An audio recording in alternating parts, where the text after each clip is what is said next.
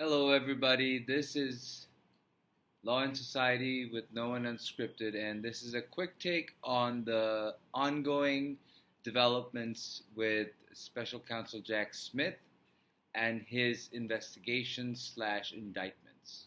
If you're new to my channel, please like and subscribe, and let's get right into it.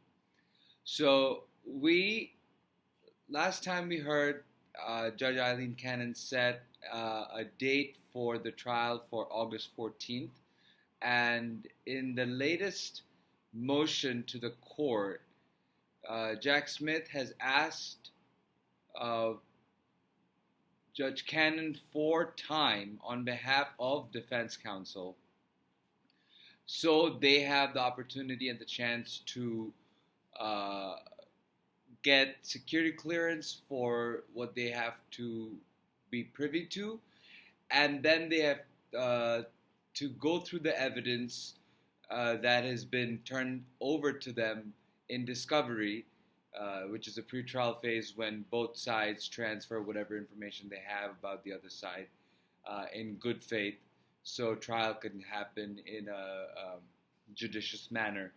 So, and part of that discovery is a sealed list of 84 witnesses that Jack Smith has against Donald Trump and Walt Nauta. Now,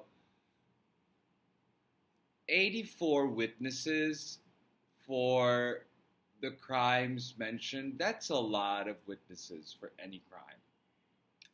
And I believe that, DOJ, Jack Smith wants to give Donald Trump's and the defense ample time to reconsider whether they want to go to trial or not by presenting them the overwhelming evidence that they had. 84 witnesses.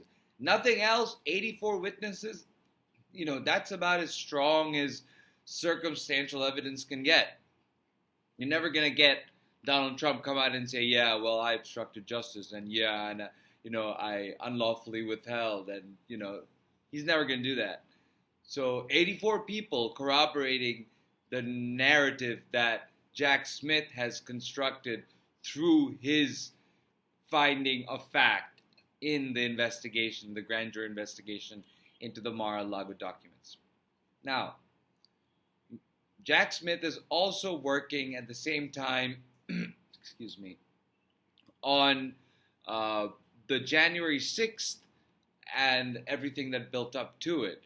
So now Jack Smith has moved on from interviewing Mike Pence and Mark Meadows and Pat Cipollone onto the different states, the state fake electors, and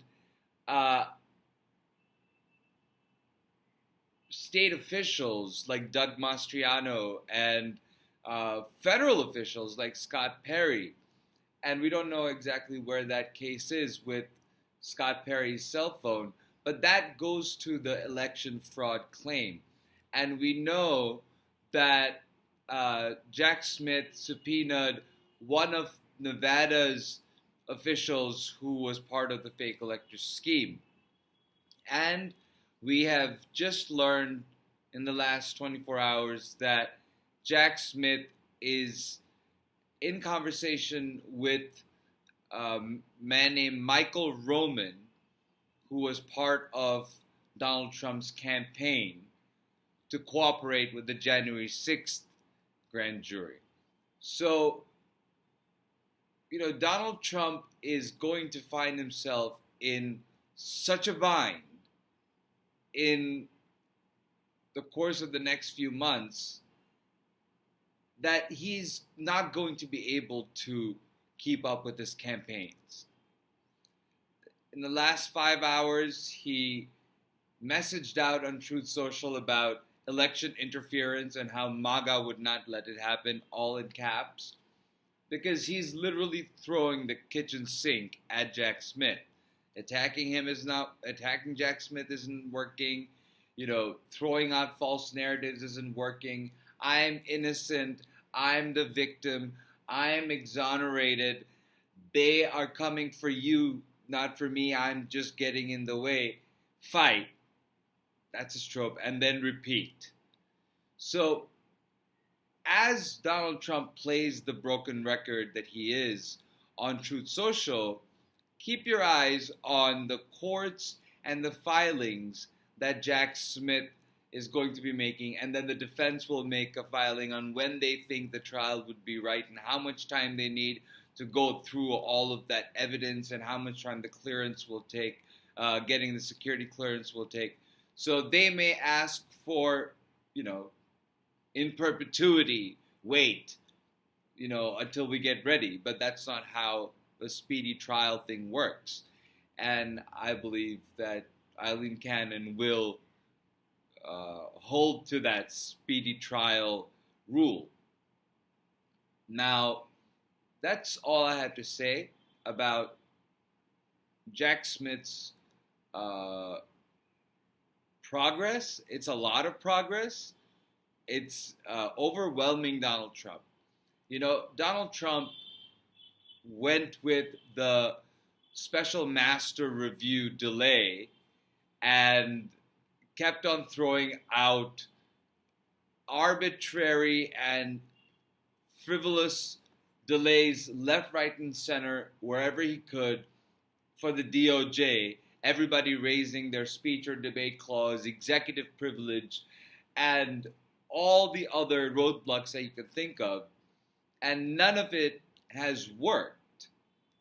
And Jack Smith keeps lugging along. And added to the fact that we now find out from a Washington Post investigation that the FBI didn't really start investigating the January 6th occurrences until about a year ago. So that would be until about the time that Jack Smith took over. They were going bottom up and arresting people who they had evidence of in the insurrection, the foot soldiers, but they hadn't really gone into who gave the order and all of the other minutia and the fake elector scheme. And that's where Jack Smith is right now. Yeah, I get frustrated.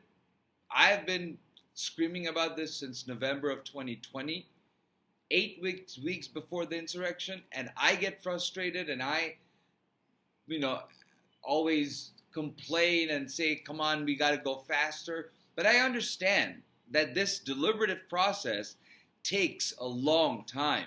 And Donald Trump has done everything he can to delay the process, Donald Trump and his allies, of which I consider Mike Pence to be one, because he stonewalled Jack Smith instead of cooperating.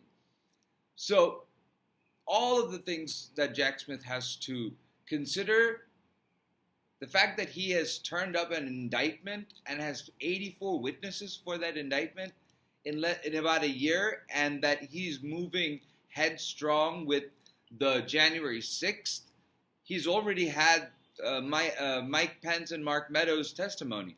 That's a lot of testimony. And then there's, Eric Hirschman and Pat Cipollone and Cassidy Hutchinson and Sarah Matthews and all of the cooperating witnesses. Don't forget, they have been, that testimony is all there as well. So, it's moving at quite a pace now, and it's going to start picking up pace. And as the other indictment hits, it's going to snowball into an evolving situation that Donald will not have control over. And Donald loves having control over the narrative. Right now, Donald Trump is playing Jack Smith's game. And Jack Smith is not about to give Donald Trump the upper hand. And so, this is historic. Nothing like this has ever happened before. I still don't understand why more people aren't paying attention to it. I believe that you should. I believe that you should read the Mueller report. I did. I believe that you should read the January 6th report. I did. I believe that you should try and read the court documents coming out, or go and listen to somebody who will go through these documents with you. I have done so with every single one of the major documents that have come out of the courts in regard to the Mar-a-Lago cases and the January 6th cases. And January 6th for top level, for the January 6th committee, and then now the DOJ's investigation. And I believe that there can never be enough Americans paying attention to this. With that, I close. Please, again, subscribe to my channel, like, and share. Your participation, engagement, and support is what keeps me here, so it means a great deal. Thank you.